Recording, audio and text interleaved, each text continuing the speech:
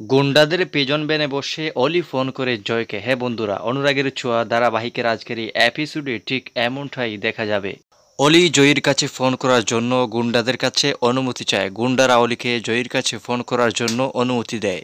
তারপর অলি জয়ীকে ফোন করে বলে, এদিকে অলি জয়ীর ফোন পেয়ে গাবড়ে যায় এবং বলে যে তুমি ঠিক আছো তো। তারপর অলি বলে হ্যাঁ হ্যাঁ আমি ঠিক আছি।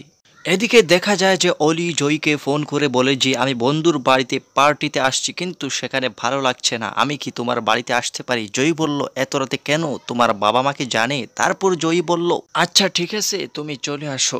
অলি বলল, জয়ী অলির সাথে ফোন করতে দেখে হঠাৎ করে দেখা যায় যে দীপা এসে পড়ে এবং জয়ীকে জিজ্ঞেস করে তুমি এত রাতে কার সাথে ফোন করছো? জয়ী বলে না কেউ না, আমার বান্ধবী অলির সাথেই ফোন করছি।